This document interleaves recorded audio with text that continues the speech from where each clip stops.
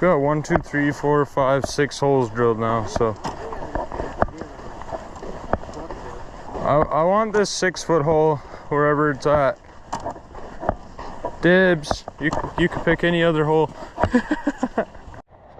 Alright, so this right here is beautiful black ice. This is the stuff that'll keep you safe. I'm gonna pull this up right until you catch the bottom of that ice hole. So in any situation when you're outdoors, it's important to stay hydrated.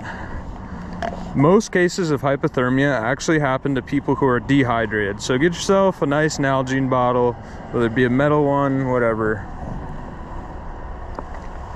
I think Nalgene only makes plastic, but I like my